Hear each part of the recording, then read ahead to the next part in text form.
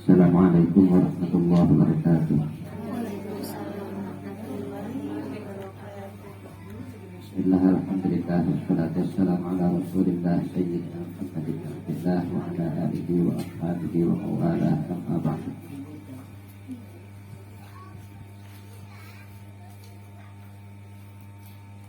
Allah Ta'ala fil Qur'anil Karim, a'udzu billahi minasyaitonir rajim. Bismillahirrahmanirrahim.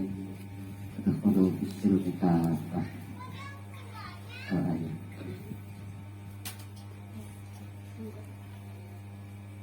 Mukarramat, para ibu jamaah majelis sholawat yang mudah-mudahan senantiasa dirahmati Allah Subhanahu wa Ta'ala. Alhamdulillah ya alhamdulillah, malam ini kembali kita dapatkan curahan rahmat, curahan nikmat dari Allah Subhanahu wa Ta'ala, terutama nikmat yang paling mahal, yaitu nikmat iman, nikmat Islam, nikmat sehat walafiat, juga nikmat kali bisa duduk di majelis ilmu yang mudah-mudahan sesuai dengan janjinya Allah di dalam Al-Quran. A'udzubillahi minasyaitonir rajim. Yarfa'illahu alladhina amanu minkum walladhina utul ilma darajat. Bahwa Allah akan mengangkat derajat orang-orang yang beriman dan juga orang-orang yang senantiasa menekuni ilmu. Sholawat beserta salam semoga senantiasa tercurah pada junjungan kita Nabiyana wa Habibana Muhammad sallallahu alaihi wasallam, juga pada keluarganya, para sahabatnya, para tabi'in atau tabi'in. Mudah-mudahan juga sampai kepada kita semua, sehingga kita semua dapatkan syafaatnya nanti di yaumul jaza wal hisab. Amin ya Allah ya rabbal alamin. Para ibu yang insyaallah dimuliakan Allah Subhanahu wa Ta'ala,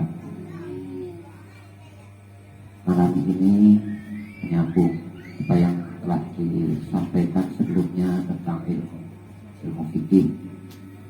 Bagaimana pentingnya ilmu fikih bagi kita, karena itu adalah ilmu tingkah sehari-hari. Maka atas dasar itu saya membawakan satu fan fikih, insyaallah mudah dipahami bagi orang-orang Asia umumnya, khususnya orang Indonesia, karena ini ditaklif oleh ulama Nusantara, yaitu Syekh Nawawi Al-Bantani Al-Jawi. Beliau kelahiran Tanara, Banten, ulama yang lahir di Banten dan wafat di Makkah Al-Mukarramah. Beliau juga sebelum wafatnya menjadi muallim atau pengajar di Masjidil Haram, sekaligus sebagai imam di Masjidil Haram dan juga Masjid Nabawi.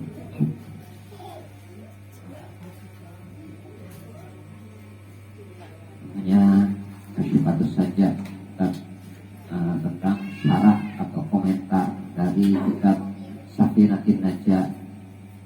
Safinatin Najah ini ditulis atau digagas oleh Syekh Salim bin Samir Al-Qadrani, madhabil Imam Syafi'i. Jadi fikihnya fikih madhab Syafi'i yang menulis Syekh Salim bin Samir Al-Qadrani dari Hadramaut, Yaman, negerinya para habaib yang sekarang dalam kondisi kritis karena perang. Yaman digempur terus-terusan ya Saudi Arabia. Kita doakan mudah-mudahan saudara-saudara kita di sana segera terbebas dari penjajahan. Amin ya Allah ya rabbal alamin. Lanjut ke pembahasan. Kita baca sekedar muqaddimahnya. Bismillahirrahmanirrahim. Alhamdulillahirabbil alamin wa bihi nasta'in ala umurid dunya waddin. Wa sallallahu wa sallam ala sayyidina Muhammadin khatamin nabiyyin wa alihi wa sahbihi ajma'in wa la hawla wa la quwwata illa billahil aliyyil azim. Kitab Sakinah ini insya Allah membahas tentang kitab fikih yang jika ini tuntas kita pelajari, insya Allah cukup buat kehidupan kita sehari-hari di dalam bekal ilmu fikih. Hanya sekedar untuk keseharian kita, insya Allah cukup. Maka dari itu, mari kita belajar bersama-sama. Saya menghafal, ibu mendengarkan. Kalau nanti ada yang kurang paham, silahkan ditanyakan di sini. Faslun arkanul islami khamsatun. Syahadatu an la ilaha illallah wa anna muhammadar rasulullah wa iqamus shalah wa ita'uz zakah wa shaum ramadan wa hajjul baiti man istata'a ilaihi sabila. Jadi agama Islam membawa namanya syariat. Syariat itu adalah aturan. Secara istilah mana syariat adalah aturan yang diturunkan oleh Allah Subhanahu wa ta'ala untuk mempermudah umat Islam. Itu syariat. Makanya kalau umpamanya kita bertemu aturan-aturan yang berat dalam Islam, terlalu berat, memberatkan kita, maka itu berarti harus ditinjau ulang. Jangan-jangan tidak sesuai syariat. Nah, jadi dalam beragama jangan milih yang ribet-ribet, milih yang gampang-gampang aja. Jangan yang ribet-ribet, nyari pahala apa? Haji. Ibu-ibu gampang nyari pahala haji. Ibu-ibu kalau umpamanya pulang dari sini, masuk rumah, assalamualaikum, cium tangan suaminya, pahalanya udah sesuai setara dengan mencium hajar aswad. Jadi kita nggak ke Mekah, tapi dapat pahala mencium hajar aswad. Apalagi kalau suaminya hitam, aswad banget. Hajar aswad. Hajar aswad kan batu hitam.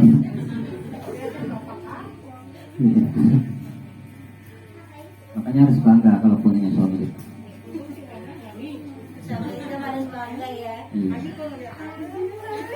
Mencium tangan suami sama aja dengan kita mencium hajar aswad, pahalanya.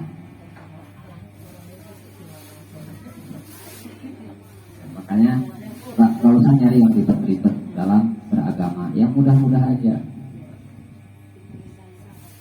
Pahala agak banyak bagi perempuan. Tapi bagi perempuan pundi-pundi pahalanya banyak, tapi pundi-pundi dosanya juga banyak. Sehingga di neraka ketika Rasulullah jalan-jalan ke Mi'raj, ke jalan-jalan ke langit sana, mampir ke neraka, kata Rasulullah, di dalam neraka, penghuni neraka itu paling banyak perempuan. Tapi begitu jalan-jalan ke surga, paling banyak ya juga perempuan, karena jumlah perempuan lebih banyak. Jadi lebih mudah mencari pahala dan juga lebih mudah mencari dosa. Salah satu contoh kemudahannya mencari dosa apa? Gibah salah satunya. Itu dari sebut dulu. Tambah lagi, nggak usah keluar gibah di dalam rumah. Kita mau sholat. Ini pas mau sholat sunnah. Udah wudu, udah pakai mukena. Suaminya datang, mah tolong ambilin air. Jawab, nanti dulu lah ya, sholat dulu. Itu menghapus 40 tahun amal ibadahnya. Na'udzubillah, min dzalik. Jadi jangan bilang nanti dulu, sholat dulu. Padahal mau sholat. Seolah-olah sholat itu, menurut kita kan sholat itu lebih baik. Tapi kita menolak perintah suami dengan kita mau ngambilin, cuma izinkan saya sholat dulu. Tapi apalagi ketika itu tanpa suaminya kesel. Kalau suaminya kesel, lebih parah lagi dosanya. Sehingga ketika umpamanya, ini biar bersesuaian sama ibu-ibu, waja'alu balaghatal kalami sibaqahu li muqtadal maqami. Ini biar bersesuaian dengan muqtadal maqamnya. Muqtadal makomnya di makom ibu-ibu. Jadi saya sampaikan ilmunya ibu-ibu. Nanti kalau saya sampaikan ke bapak-bapak, berantem yang ada, saling menuntut. Umpamanya malam-malam suaminya bilang suaminya nunggu di tempat tidur, istrinya istighfar dalam sholat. Saya mau sholat aja sampai pagi, sholat terus. Akhirnya suaminya tertidur dalam keadaan hatinya dongkol. Itu jangan salah, sholatnya ibu dilaknat sampai terbitnya matahari. Ibu itu dilaknat sampai terbitnya matahari. Kejadiannya pagi dilaknat sampai terbenamnya matahari. Jadi pahala ngangkang sama pahala sholat lebih banyak pahala ngangkangnya kalau sholatnya sholat sunnah. Nah, kita lanjutin ke fikihnya. Arkanul Islam. Nah, di dalam beragama, syarat beragama itu ada 3. Kalau kita mau mendapat agama yang sempurna itu ada 3 syaratnya. Yang pertama iman, yang kedua Islam, yang ketiga ihsan. Kalau agama kita mau sempurna, maka penuhi 3 syarat: iman, Islam, dan ihsan. Iman akan bisa kita lakukan dengan sempurna jika kita menguasai ilmu kalam, ilmu tauhid. Maka belajar ilmu tauhid. Nah, jadi ada rukun imannya. Rukun iman itu apa? Nanti insya Allah ada pembahasannya ke depan. Itu harus terpenuhi semua. Islam juga harus dipenuhi. Yang kedua Islam, terpenuhi Islamnya. Udkhulu fis-silmi kafah, dawuhnya Allah. Masuklah ke dalam Islam secara kafah, menyeluruh. Kafah di sini jangan diartikan sebagai yang ribet lagi aja. Kafah itu artinya penuhi semua syarat dan rukunnya Islam. Jadi jangan ribet-ribet. Orang ada fatwa pokoknya. Kalau kita mau masuk Islam secara kafah, secara sempurna, maka hancurkan gereja-gereja. Itu bukan Islam yang kafah. Karena salah satu ajaran Islam adalah toleransi, tasamuh.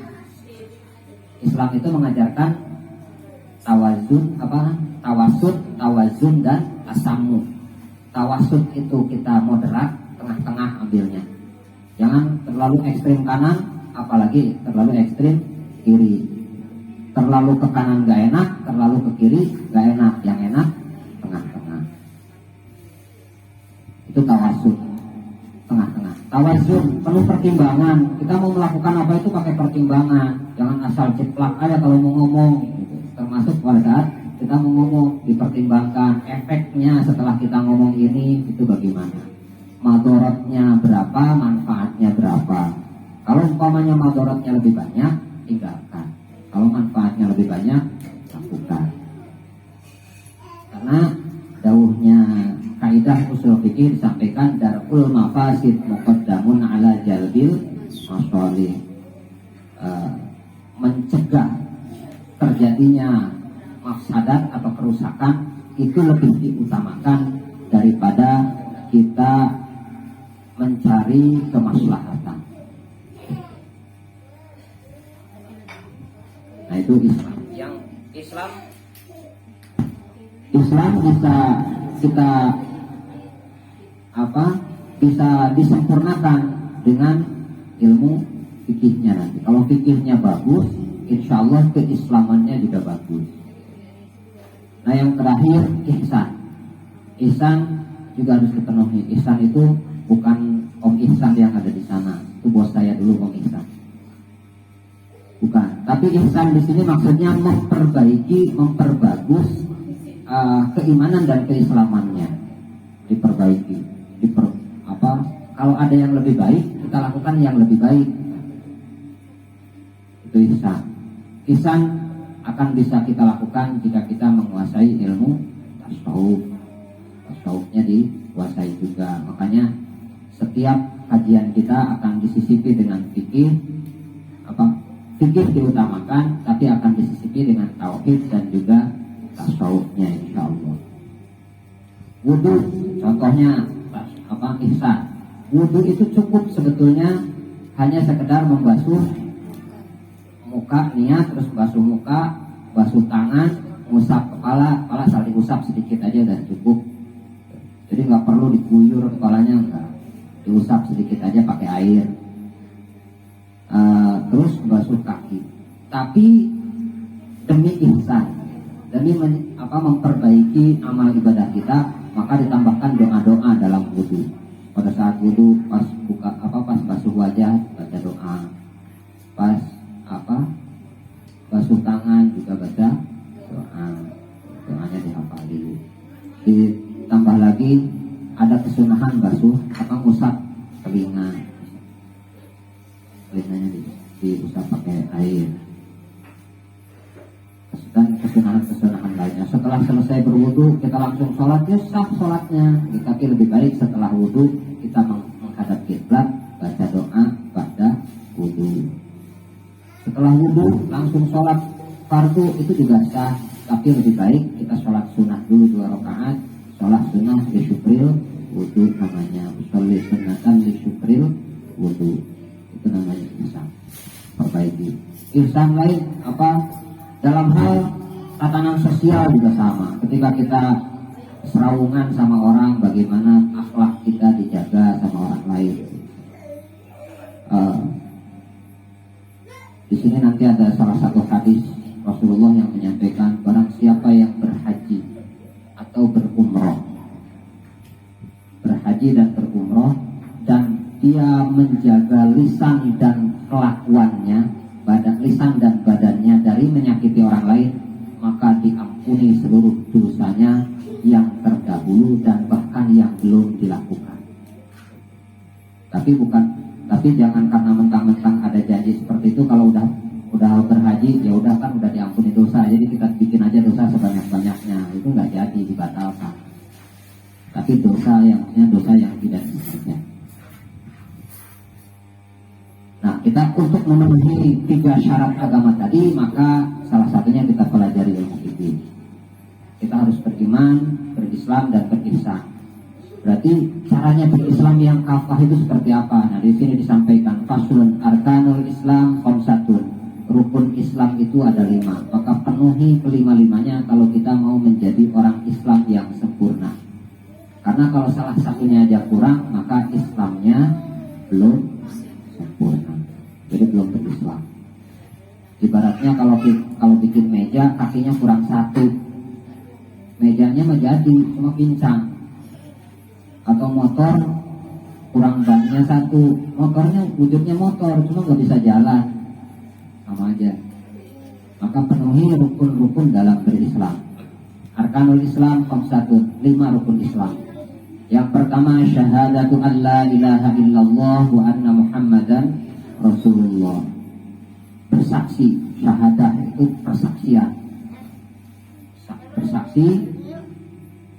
Bersaksinya itu cukup ucap syahadat enggak, tapi syarat sahnya syahadat itu i'tiqadun bil qalbi wa iqrarun bil lisan wa amalun bil arkan. I'tiqadun bil qalbi, di dalam hati bertekad, meyakini dalam hati bahwa sesungguhnya tiada Tuhan selain Allah dan sesungguhnya Nabi Muhammad adalah utusan Allah. Di sini disebutkan wa anna Muhammadan Rasulullah. Muhammad yang mana yang Rasulullah?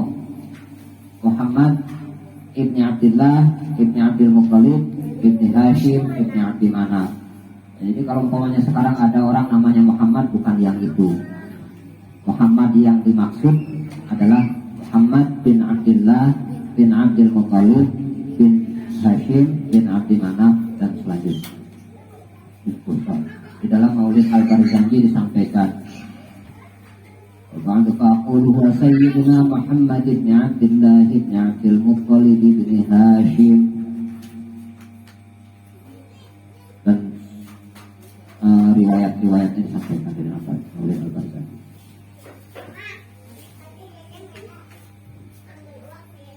I'tiqadun bil qalbi, bertekad di dalam hati. Wa iqrarun bil lisan, lisannya juga harus mengucapkan. Karena kalau hatinya yakin bahwa Allah itu Tuhan kita, Muhammad itu Rasulnya, tapi lisannya nggak mengucapkan, itu masuknya namanya kafir inad, kafir juga, walaupun hatinya bertekad. Kafir itu macam-macam, makanya kita jangan sembarangan mengucap asal kafir aja. Kafir itu macam-macam, ada kafir inad, ada kafir ada harbi, ada zimmi juga banyak nanti pembagiannya.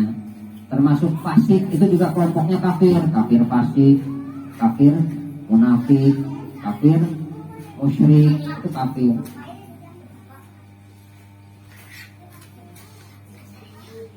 Jadi kalau ada bahasa kita munafik kamu, nah bahasa munafik itu hati-hati, berarti kita mengucapkan atau ngatain orang kafir. Munafik itu juga termasuk golongannya kafir. Jadi bahasa-bahasa kafir jangan asal orang yang bukan Islam gitu kafir. Orang Islam, orang yang ngaku Islam juga belum tentu. Kadang-kadang dia melakukan kekafiran, kekufuran, karena kafir itu maknanya juga luas. Gak bisa sembarangan. Bahkan di dalam kitab Sulam Taufik disampaikan orang yang mengucapkan atau yang mengatakan kafir pada orang yang Islam. Orang Islam kita katain kafir, berarti ucapannya itu akan kembali pada dirinya sendiri. Maka orang tersebut dihukumi murtad. Na'udzubillah tsumma na'udzubillah min dzalik. Selama orang itu bersyahadat dan mengaku sebagai Islam, kita nggak boleh sembarangan ucap kafir. Karena orang Islam tuh macam-macam. Ada orang Islam yang sholatnya sepanjang waktu sholat. Ada orang Islam yang sholatnya 5 waktu, zuhur, asar, maghrib, isya, subuh. Ada yang orang Islam yang sholatnya maghrib sama isya doang. Ada orang Islam yang sholatnya seminggu sekali. Seminggu sekali apa? Hari Jumat doang. Ada orang Islam yang sholatnya setahun 2 kali, sholat Idul Fitri sama Idul Adha. Ada orang Islam yang sholatnya setahun sekali, Idul Fitri aja atau Idul Adha aja. Ada lagi orang Islam yang sholatnya seumur hidup sekali. Bahkan bukan seumur hidup namanya, sepanjang di dunia sekali, karena dia sholatnya pada saat disolatkan doang. Ada juga itu. Nah itu semua adalah orang Islam. Kita nggak boleh sembarangan mengkafir-kafirkan mereka, karena yang punya hak atas itu adalah Allah. Allah yang berhak menentukan dia diterima atau tidak keislamannya. Tapi untuk diri sendiri kita harus pede. Di sini disampaikan man qala la ilaha illallah dakhalal jannah. Kita harus pede, percaya diri, harus yakin dengan waktu, dengan janjinya Allah. Allah itu menjanjikan kepada kita bahwa siapapun, Rasul menjanjikan, Allah menjanjikan melalui Rasulnya, barang siapa yang mengucap la ilaha illallah dakhalal jannah. Orang yang pernah berucap la ilaha illallah udah pasti masuk surga. Jadi jangan berpikir ngapain ibadah ya, belum tentu diterima. Jadi begitu. Kalau kita selalu menanamkan mindset bahwa ibadah kita ini belum tentu diterima, lama-lama kita nggak ibadah. Kenapa? Belum tentu diterima ibadahnya. Nah, tapi kita cari yang memotivasi diri, berucap la ilaha illallah dakhalal jannah. Makanya bersyukur kalau diundang ke kenduri, itu diundang tahlilan. Diundang tahlilan apa? Minimal sepanjang hidup saya pernah ucap la ilaha illallah pada saat tahlilan.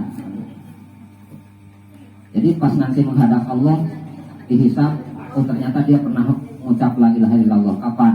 Waktu diundang di rumahnya si Anu tahlilan. Jadi insya Allah bakal mencicipi surga. Hanya saja prosesnya beda-beda. Ada yang langsung dijemput sama malaikat, dimasukin ke dalam surga. Ada yang lari sendiri, ada yang jalan, ada yang ngesot dulu, ada yang udah ngesot masih kecemplung juga di neraka, dicuci dulu di dalam neraka. Tapi tenang aja, nggak lama di neraka. Paling cepat di neraka cuma setengah hari. Iya, setengah harinya akhirat. Setengah harinya akhirat berarti 500 tahunnya dunia. Panasnya api neraka 70 kali lipat panasnya dunia.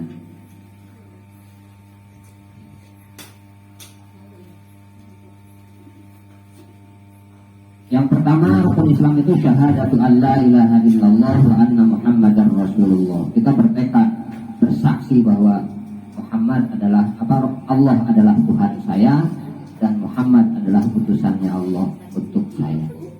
Nah itu setelah diikrar di dalam lisan, di dalam hati yakin, lisannya mengucapkan syahadat.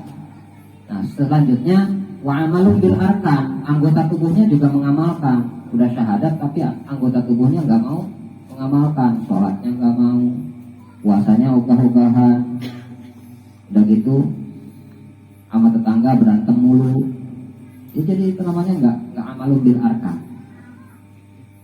Nah karena dawuhnya Rasul, innama bu'ithtu liutammima makarimal akhlak, saya diutus ke bumi ini, ke dunia ini adalah liutammima makarimal akhlak, untuk menyempurnakan akhlak manusia.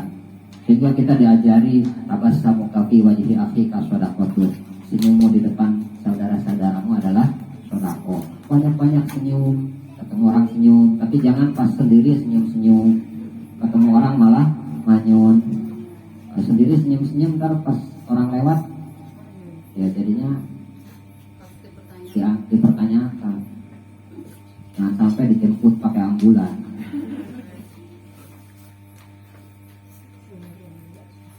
Nah selanjutnya rukun Islam yang kedua, ya panjang-panjang. Rukun Islam yang kedua, wasaniha iqamus sholat, mendirikan sholat. Kalau kita mau jadi orang Islam, diakui sebagai orang Islam, maka tegakkanlah sholat, karena as-sholatu imaduddin, sholat itu adalah tiangnya agama.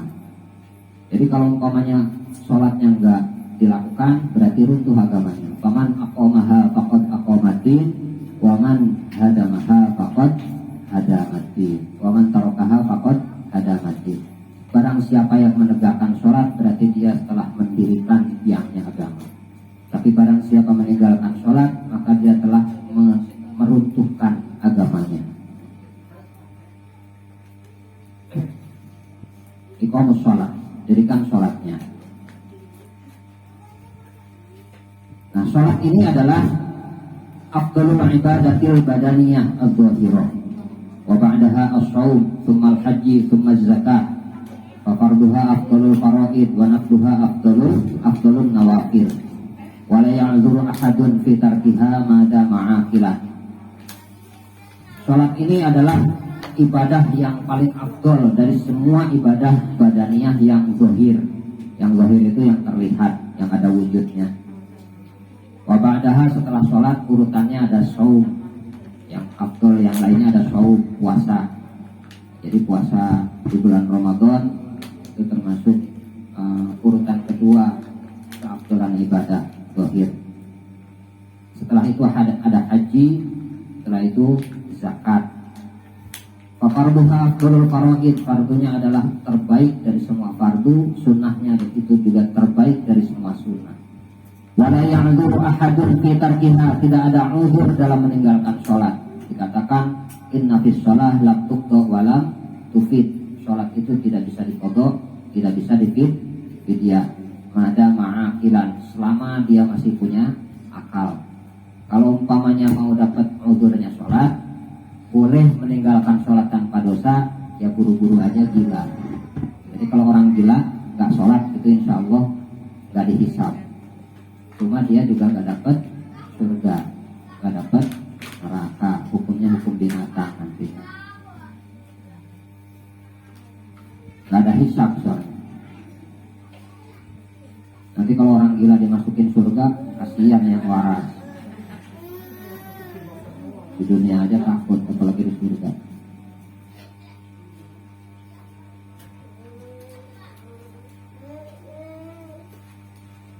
Wa ita'uz zakah, yang ketiga, rukun Islam yang ketiga adalah menunaikan zakat. Nah, menunaikan zakat, bagi zakat ini kan juga ada dua, ada zakat fitrah, itu zakat untuk menzakati diri sendiri. Nah, mensucikan diri kita. Nah juga ada zakat mal. Zakat mal ini dilakukan ketika sudah sampai pada nisab dan haulnya. Itu ada babnya sendiri, nanti ada pembahasannya sendiri. Nisabnya berapa, haulnya berarti kalau sudah bertemu tahun. Kita mulai punya harta ini tanggal sekian, bulan sekian, berarti di tahun berikutnya sampai pada itu, tanggal itu kita wajib menunaikan zakat mal tersebut.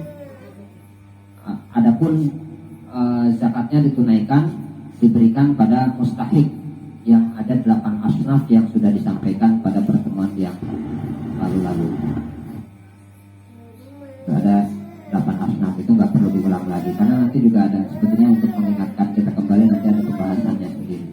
Wasaumu Ramadan yang keempat, rukun Islam yang keempat ada puasa di bulan Ramadan. Puasa di bulan Ramadan.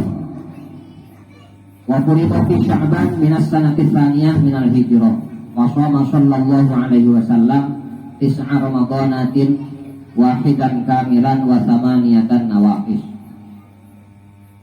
Pertama kali diturunkannya kewajiban puasa bulan Ramadan adalah perintah puasa bulan Ramadan itu di bulan Sya'ban, tahun kedua dari tahun Hijriah. Jadi setelah Rasulullah hijrah ke Madinah, tahun pertama masih belum puasa bulan Ramadan, tahun kedua itu sudah diperintahkan puasa Ramadan. Nah setelah itu Rasulullah sallallahu alaihi wasallam 9 Ramadanatin, setelah diturunkannya puasa Ramadan atau perintah puasa Ramadan tersebut, maka Rasulullah pernah 9 kali puasa di bulan Ramadan. Artinya 9 tahun beliau masih berada di dunia. 9 tahun puasa, yang 8 tahunnya itu 29 hari, yang 1 tahun 30 hari. Jadi dari 9 tahun itu Rasulullah pernah puasa 30 hari hanya 1 kali. Sisanya 8 kali itu nawakis, bulannya kurang semua 29 hari. Selanjutnya yang kelima, wahijjul baiti man istata'a ilaihi sabila. Rukun Islam yang kelima adalah menunaikan haji man istata'a ilaihi sabila. Jadi walaupun kita nggak ada kemampuan berhaji, kita tetap harus bertekad dalam hati. Disampaikan ay qasduhu lil haji awil umrah. Kita tetap bertekad bahwa kita akan menunaikan haji jika nanti sudah mampu, karena haji ini ada qaid, wajib bagi siapa? Bagi man istata'a ilaihi sabila, bagi yang mampu melakukan perjalanan untuk haji. Yang nggak mampu nggak perlu memaksakan, seperti yang tadi disampaikan, pahala berhaji itu sudah banyak, apalagi bagi ibu-ibu. Bagi bapak-bapak juga sebetulnya banyak, nanti disampaikannya bapak-bapak aja. Nah, haji ini adalah salah satu ibadah bahwa minas syara'i'il qadimah. Haji ini syariat yang terdahulu, artinya bahkan sebelum Rasulullah sudah ada haji. Nabi Adam sudah berhaji, Nabi Isa berhaji, semua Rasul terdahulu itu sudah berhaji. Bahkan Nabi Adam ekstrim hajinya. Perjalanan Nabi Adam untuk berhaji itu 40 tahun. Dari mulai beliau berangkat sampai berhaji itu 40 tahun perjalanannya. Karena pada saat itu beliau ada di India. Nabi Adam itu kan ketika diturunkan ke dunia itu bersama Siti Hawa, yang satu di Masyriq, yang satu di Maghrib, yang satu di ujung timur dunia, yang satu di ujung barat dunia, dan bertemu di Jabal Rahmah di Makkah Al-Mukarramah, di Mekah. Makanya disebut gunungnya Jabal Rahmah, gunung kasih sayang. Itu tempat bertemunya Nabiullah Adam bersama Siti Hawa pada tanggal 10 bulan bulan Muharram, enggak lupa lagi. Pada tanggal 10 bulan Muharram Nabiullah Adam dipertemukan dengan Siti Hawa. Beliau diturunkan sebagaimana sering kita dengar, karena kemaksiatan. Ini sebetulnya kita jadi cucu yang kurang ajar. Kita semua ini cucunya Nabi Adam, tapi selalu menceritakan bahwa Nabi Adam sama Siti Hawa ada adalah dua orang yang melanggar larangan Allah. Apa? Nabi yang bermaksiat pada Allah. Durhaka namanya kita jadi cucunya. Jadi nggak perlu bermindset seperti itu. Karena apa? Karena dari awal penciptaannya Allah sudah menyampaikan wa in qala rabbuka lil malaikati inni ja'ilun fil ardi khalifah qalu ataj'alu fiha may yufsidu fiha. Ketika di awal penciptaannya Nabi Adam itu memang diciptakan untuk diturunkan ke bumi. Hanya skenario-nya dibikin seperti itu. Buat apa? Buat ibrah, buat contoh bagi kita semua, buat pelajaran. Qala rabbuka lil malaikati inni ja'ilun fil ardi khalifah. Allah menyampaikan pada para malaikat, termasuk di dalamnya ada iblis pada saat itu adalah pemimpinnya para malaikat, bahwa saya telah menciptakan khalifah untuk diturunkan ke bumi. Malaikat protes. Qalu ataj'alu fiha may yufsidu fiha. Apakah kau akan menciptakan makhluk penghuni bumi ini adalah makhluk-makhluk yang merusak bumi itu sendiri? Jadi nasnya udah dari sana. Malaikat sendiri udah protes. Karena apa? Manusia ini nanti ketika diturunkan ke bumi, selain menjadi khalifah, lain-lainnya justru menjadi perusak bumi. Ada illegal logging, ada peperangan di mana-mana. Yang jadi sebab perangnya juga sepele, hal sepele. Apalagi di zaman dulu, yang menjadi sebab peperangan kadang hanya karena lamaran dari raja ini ditolak sama raja Ono. Hal-hal sepele biasanya yang jadi sebab perang. Makanya para malaikat protes, termasuk iblis di dalamnya pada saat itu belum diusir. Jadi skenario-nya memang sudah seperti itu. Dan makanya ketika Nabi Adam dan Siti Hawa melakukan dosa dengan memakan buah khuldi yang dilarang oleh Allah, sedangkan iblis juga sama-sama bermaksiat pada Allah, berdosa, yaitu menolak sujud pada Nabi Adam. Taubatnya iblis ditolak, taubatnya Nabi Adam dan Siti Hawa diterima. Kenapa? Ketika Nabi Adam ditanya sama malaikat, kenapa kamu makan buah ini? Nabi Adam jawab, karena saya makan buah ini, karena saya mendengar bahwa saya merasa tidak mungkin ada orang yang mampu berbohong atas namamu ya Allah. Dan ditanya oleh Allah, kenapa kamu mau makan buah khuldi? Saya makan buah khuldi ini karena iblis bersumpah, wallahi, demi Allah bahwa aturan itu sudah dirubah wahai Adam, kata siapa? Kata iblis. Makanya beliau, ketika ada orang yang menyebut namamu, bersumpah atas namamu, saya udah nggak mikir lagi, karena saya pikir tidak mungkin ada orang yang sanggup berbohong atas namamu. Jadi kemaksiatannya Nabi Adam itu karena apa? Karena terlalu percaya sama sumpahnya iblis, bukan karena beliau melanggar larangannya Allah. Setahu beliau ini sudah dirubah atas informasi dari iblis. Makanya tobatnya diterima, karena hakikatnya itu bukan kemaksiatan, justru keimanannya yang luar biasa pada Allah. Bahkan saya aja gak sanggup berbohong atas nama Allah. Kenapa iblis yang justru seniornya Nabi Adam di surga berani berbohong atas nama Allah? Jadi kalau umpamanya kita bilang Nabi Adam maksiat, itu durhaka kita sama Nabi Adam. Itu mbah kita semua, selalu kita sebut sebagai manusia durhaka. Ya, kalau mbahnya durhaka, berarti kita cucunya lebih durhaka lagi. Apalagi kita ngomongin mbahnya. Alhamdulillah, subhanallah, tarkul adab namanya. Makanya mulai saat ini nggak usah ngomongin Nabi Adam durhaka. Nah, Nabi Adam pergi haji, kembali lagi. Nabi Adam pergi haji pergi haji itu dari tanah India. Perjalanannya selama 40 tahun. Waruya anna Adam hajja arba'ina sanatan minal hindi masyian. dan itu dilakukan berjalan kaki. Jadi dari India ke Mekah beliau jalan kaki sambil juga nggak tahu tujuannya kemana. Artinya kalau sekarang kan ada GPS enak, walaupun kalau handphonenya mati, baterainya habis, ya tetap aja GPS-nya juga nggak bisa dipakai.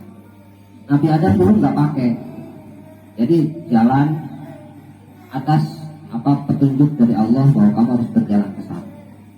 Akhirnya beliau sampai di Makkah dan melakukan haji yang pertama kali, yaitu perjalanannya selama 40 tahun berjalan kaki. Ya kalau maunya kita mau jadi cucu yang berbakti sama mbahnya, berarti besok kalau mau naik haji jalan kaki. Nah itu jalannya. Jalannya ada GPS, tenang aja.